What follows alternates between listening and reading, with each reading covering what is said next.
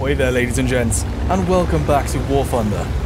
Now, with a little slight alteration of the intro, you could probably tell that I am not the fabulous YouTube Spitflyer, but in fact I am Aquilius Epic, just a lover twat who does War Thunder occasionally.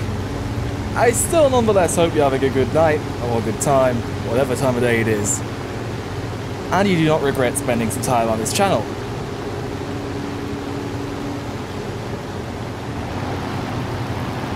Normally I upload War Thunder content that is a live coverage of events. Normally I do live commentary, live gameplay with my boys, with the crew, those guys back there.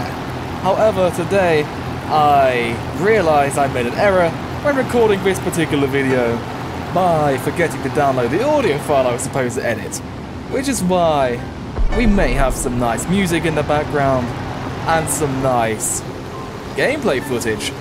However, there's no commentary to go along with what is being said, which is why I'm here to do it in the edit for a change. Now, this video itself is going to be showcasing the Twitch drop vehicles for War Thunder, a specific set of vehicles with a unique camouflage, which is now admittedly quite a while ago. However, I frankly just did not get around to do it, because I am a busy man with a busy schedule, and a man who nearly got collided by a sigh. The first vehicle we'll be showcasing in that regard is the P-40 Warhawk, or Kitty Hawk, however you want to call it. A nice American warplane at 2.7 battle rating. Camouflage itself is also pretty nice, although I am personally more of a fan of a more symmetrical and artistic design. But it's not about that. It's about the power of the plane. It's about what it can do. And while being a bit under-motorized, the plane itself, with 6 50 caliber machine guns and a lot of ammo to go around, definitely packs a punch, which I'll be demonstrating here as I bank in to attack this mosquito. Members of the Epic crew and all affiliated War Thunder squadrons tend to communicate quite closely. And although we may be getting at our collars occasionally, normally tend to function as a pretty good team. Now in this case, the mosquito is already dead, so I actually am not able to demonstrate you the power of a squad of P-40Es. However, we will find another enemy in due time. I think it's enough time to admire the surroundings while keeping a vigilant eye out for enemies, like all the enemies that just appeared on screen. Turning away due to the fact that we do not have enough altitude to have a significant advantage over the enemy, we decide to delay combat for only a slight while.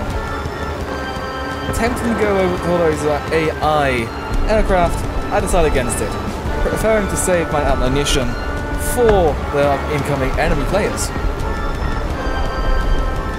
More enemies approach at the top, and we realize that I'm in a pickle because our fuckable 198 is going to be straight for us. And after evading a few shots, only getting hit a few times, we're able to roll into the inside. Fuckable immediately goes after another friendly.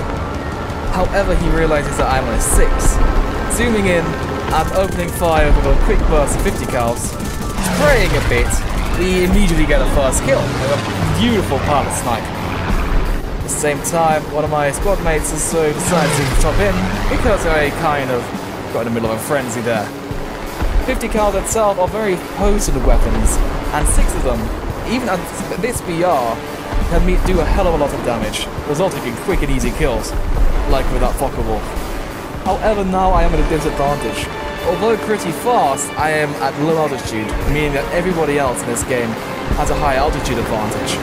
Everybody except the IL-2 there, which I cheaply also murder, despite being on fire. I normally should be a bit more considerate about that. However, a kill is a kill, and a video is a video. And in the squad, we normally do not mind that whatsoever. Normally, I may just be talking for myself here. I decided to go for some cheeky ground targets while we're at it, because 50 cals are pretty good at chewing up soft ground targets. Now going in head on with this guy nearly gets me murdered straight away, which is not very healthy. I'm really risking my bacon lock already with those head-ons. just generally try to avoid them. However, I get awarded with an assist. And considering I'm the more aggressive, quick player, dive in and die hard kind of player, I am the kind of guy who goes in for these risks. And I'm kind of happy to have a squad that actually backs me up in these situations, most of the time. That point I got another critical on the guy I was just fighting. Although I now have another bandit on my 6, by letting him overshoot and rolling over, I realized I do not have enough energy to get back onto him. Trying to rely on my squadron here to give me some fire support, I am still in a very bad predicament. Asai may get the kill, however I am low on energy and climbing for a stalling enemy. Trying to dive onto his 6, it turns out that the P-40 is not the most maneuverable plane. It isn't a Spitflyer, it's American, so it's fat. It has hamburgers. And I still have a lot of fuel. Zeke also nabbed himself a kill on a Spitfire, while I'm trying to waste time and getting the turnpike with this LA-5, which is a horrible idea, because the P-40 is not supposed to be able to turn with the LA-5. It leaves me low on energy and vulnerable. However, I am lucky that B-18 misses. I nearly crash into a tree. And I'm trying to get another squirt off of the B-18, get some more hits. However, the guy has a rear gunner, and somebody behind me has even more guns. Trying to dodge and weave, at this point, there's not much I can do. I've nailed. The LA-5 gets me after a good turn fight. However, that perfectly demonstrates the capabilities of the P-40E. Which is why we will now head over to what my favourite vehicle of that entire drop, the Panzer III-J, in the special quick drop camouflage. Personally, I love it. This white, grey and purple just fits perfectly. On top of that, the chassis of the Panzer III is an all-time classic. The workhorse of the Wehrmacht in the early war. A boxing time with Sasak. My mates and I decided to line up for a firing line, and despite shoddily starting, we get a few seconds of a good firing line setup and the formation. However, I quickly fall behind because my vehicle is not researched all the way. Just comes to show the difference between the stock vehicle's performance and an upgrade vehicle's performance, like the size over there. At this point in time, I hadn't played this specific version of the tank that much. The Panzer III itself is armed with a 50mm cannon, which is able to take out care of most targets of this BR battle rating. And with a decent armor, you can also expect to bounce a few shots if you know how to angle the tank properly. Now after some cheeky shots in the bum, for some reason, we are entering the battlefield in a single file formation.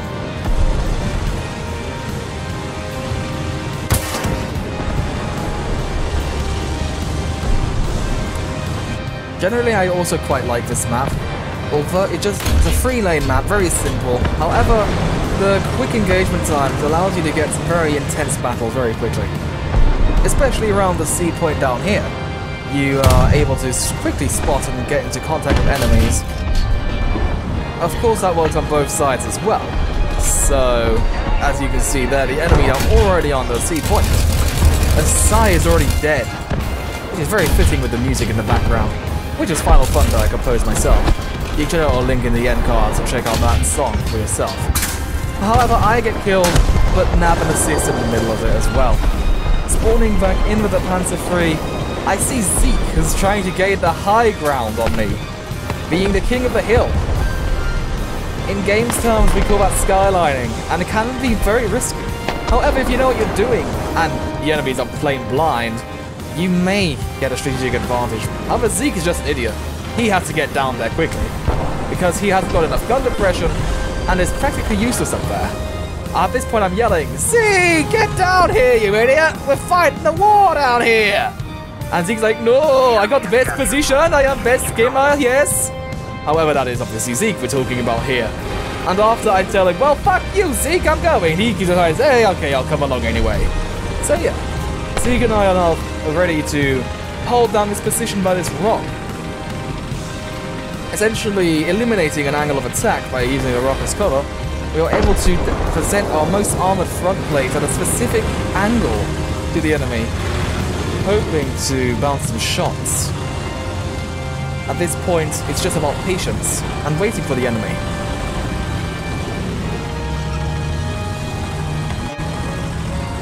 I asked Zeke to go cover the rear side, so I cover this side, being all tactical and stuff.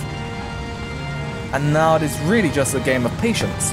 Zeke jokes and strolls merrily into the sunset while I see an enemy tank up ahead, waiting for a perfect position to spring my ambush. He's moving. I move out to attack. Seeing what it is, I miss my shot completely because I'm an utter idiot. However, a quick shot to the upper plate can be a quick answer to any solution of a Stuart. And the M5, a very light American tank, is quickly dealt with, despite me being an utter twat. Now that's a Sherman we're looking at, which is a bit tougher for me to crack. The enemy disabled my gun barrel, so I retreat. I cannot fire my main gun. And I ask Zeke to help me repair. However, he gets a shot off as well, and is also under fire by the M4 Sherman. Zeke is unable to help me repair at this point, deciding instead to delay the enemy, which in this case is not a bad idea. I am repairing the gun barrel, and I'm waiting for further action.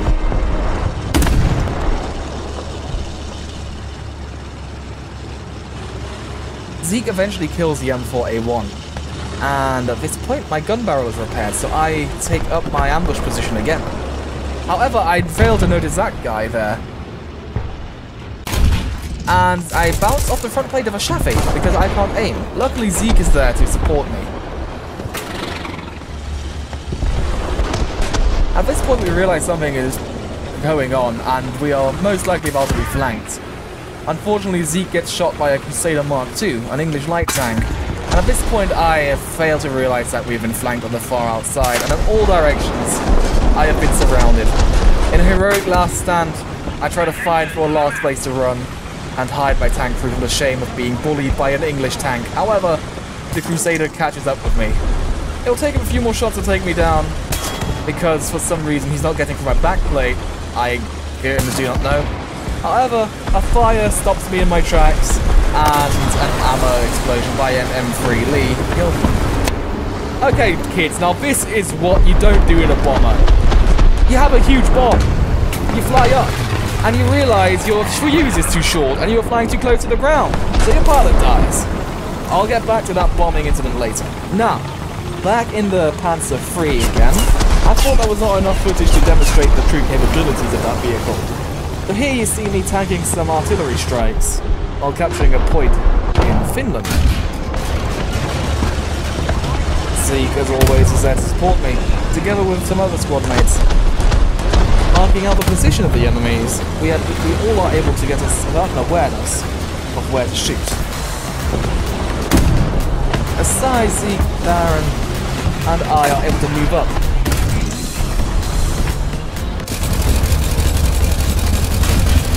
Scoring a critical hit on that tank, our numbers are able to overwhelm the enemy fairly easily. However, I am still apparently the center of attention, being shot at all the time. Skip forward a little bit to see that I can ambush people efficiently as well. Getting a side shot on that tank, and another critical hit. Only one more shot will be enough to take it out. But you hear that? That is a bomb! A big bomb at that. And I realize Zeke is an idiot again because he somehow managed to get flipped. He's like, oh my god, Aquilius, help, I've been flipped! Help me, help me! And I'm like, what the fuck, Zeke? How did you get flipped again? I don't know! I don't know, help me! I'm flipped! Yeah, that's pretty much an accurate representation of what happened. At this point, I'm like, Zeke, you're an utter idiot, and a pillock let me get you flipped back over. And Zeke, you're fat boy! Apparently, Zeke has kind of managed to glitch his way into the ground, which just brings a glorious game design as a Heinkel 1111 decides to crash right next to us. I say 1111, but I mean a 111. 111. 111. That's what it's called. Zeke is still being an utter idiot. Stranded like a tortoise on his back, we have no idea how to get him up. I tried different techniques. However, at this point I also have to keep my eye on the rear, because that area where my gun is currently facing is a primary enemy attack route. So I have to be careful to try to rescue this idiot of a teammate, while also not getting us both killed. Aquilius, why are you so stupid? Get me flipped, man, he's saying. And I'm like, Zeke, I'm trying my best here. Yeah, Zeke tends to get himself in these sticky situations. It's either him or me, honestly. Yeah, Zeke is utterly and helplessly stuck. And of course, I'm going to blame this defeat or victory in the game on Zeke. Zeke entirely. It's always Zeke's fault. Zeke is that kind of guy, you know, you could just not leave him in the supermarket alone for 5 minutes. That's Zeke. We all love him, don't get us wrong. He's a lovable fella, but Jesus Christ, Zeke, how do you keep getting yourself into this situation? Honestly, man. Please, don't get yourself flipped. At this point, even Asai is like, what the hell's going on over here? And it helps us right Zeke back up. We're still taking our goddamn time, though, and unfortunately delaying the match.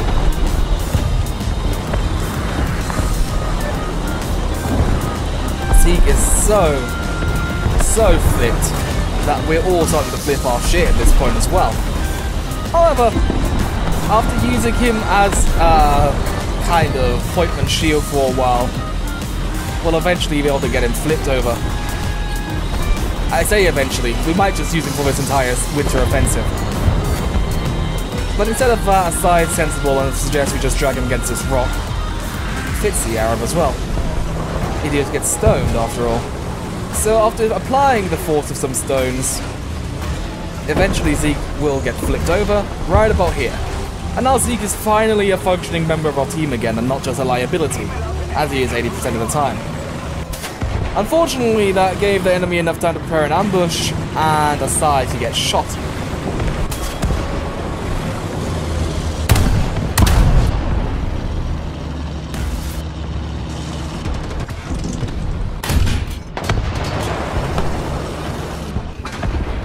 At this point, I was also overwhelmed. I could not see what was going on.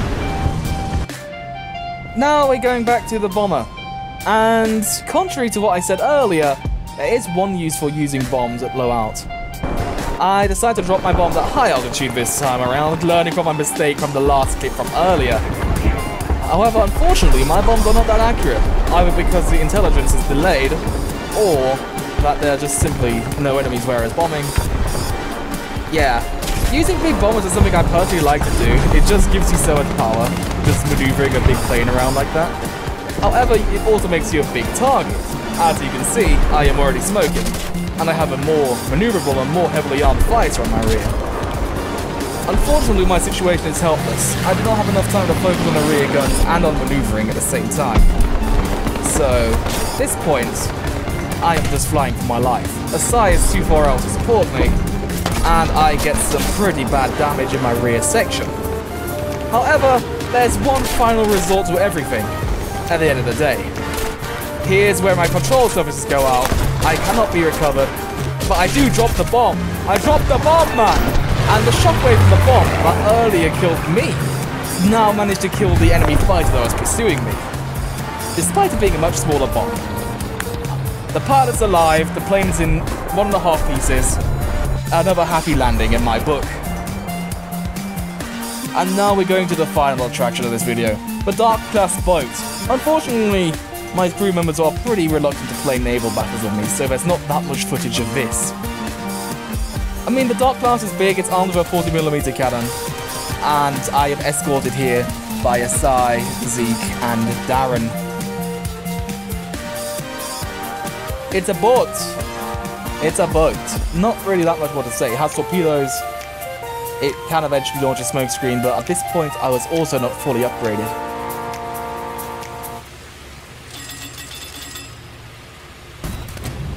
Waiting for the enemies in naval battles can be quite tedious, especially if the matches are pretty small, which is unfortunate, because I personally would love to play some more naval. Just need the games to be more engaging. Much better they are already from what we had before. However, it's still waiting for players. We're attempting to engage the capture zone. Skipping a bit forward here, I'm going to get a bit intimate with Asai. and prepare boarding action. After our little puddle fest is over, we head into the smoke and prepare to defend the point.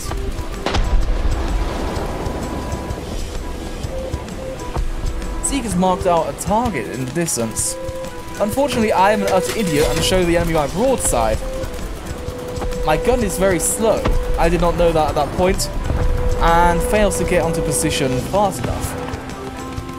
Oh, the enemy is also releasing another smoke screen over there, hinting at the existence of more enemies. I'm trying to get my boat around to get some preemptive torpedoes in the water. Although slower than other naval games, like for say World of Warships, these torpedoes are still an interesting and effective area of denial kind of weapon.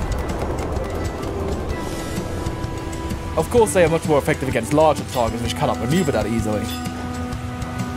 Zeke is kind enough to pop a smoke screen. However, the main attraction of this battle is actually not from Zeke, or myself in fact. It is in fact by Darren, as you should see in a few seconds from now. Zeke is just doing his job, smoking me up, having some little vape nation and privacy over here. I needed to repair my ship, however I had no parts or anything. This is a completely stock boat, so nothing I can do at this point.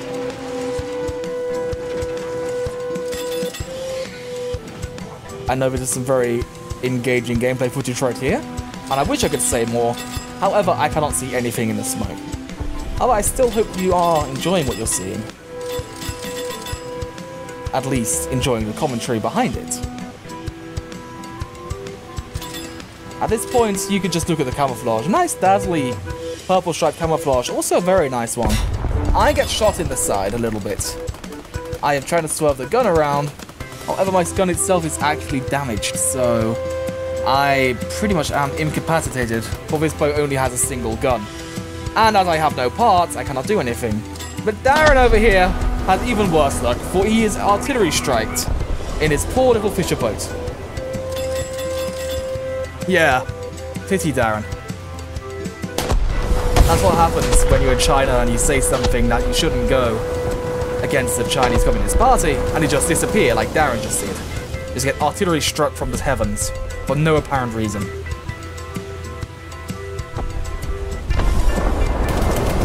Skipping forward a bit, I am now in a different boat, a boat which I can actually do some stuff in. However, Darren got artillery struck again, which is awfully sad, considering it's pretty rare to get artillery struck 2 times in a single game. But I guess Darren is just that kind of guy. Another valuable member of our squadrons. Now at this point, all the Twitch vehicles I had at that point of time have been displayed and showcased. There's another Twitch vehicle that came out since then, a BT-7. If you want me to showcase that again as well, you can comment that below. But until then, I haven't got that in my backlog. At this point, I'd like to thank you very much for watching this video, if you are still watching it to this point in. If you are, definitely comment to me down below what your favourite boat ever is. It can be anything, any naval vessel. If you have commented that, I know that you're a true epic person. So, apart from that, yes, this is War Thunder Wednesday, or Gaming Wednesday I guess. My goal is to upload videos related to gaming and War Thunder and stuff like that once every Wednesday. You can get some music related videos on a Monday, or Music Monday. And on Fridays I can do like bonuses, I guess. Up to me, depending on how my work-life schedule allows me to edit stuff. If you do like what you're doing, please consider liking and subscribing to this video. It helps me out a lot, and it boosts my ego even more. And if you want to get to know us better, join the squadrons and get to chat with us, you can check out the interesting links in the description below. But at this point, I would like to thank you all so much for watching once again. I don't know how many of time that is anyway, but I have a bad habit of doing that. Oh, it's a good habit. A habit nonetheless. Check out the stuff in the end cards, everybody. You get some more epic stuff there, tailored especially for you. And if you have any questions, also feel free to comment them below. Love to get back to you lot. At this point, I ain't got much more to say. The battle is nearing its end. I have got some footage. You have seen the Twitch vehicles that were dropped. And you are epic for staying here so far, and for so long. I will not do the Spitflyer ending because I've already ripped on his content pretty much enough at this point. But yeah, Spitflyer's a cool gamer, cool War Thunder player. I like his videos a lot as well. Very relaxed. I doubt I was as relaxed as that, but hey, this is the part of the video where I just got rambling anyway. I think I'll stop rambling and just let you enjoy the end cards at this point, before I think this video is about to end. And now you can go on with your pretty dull days. Thank you everybody, stay epic, and I will see ya.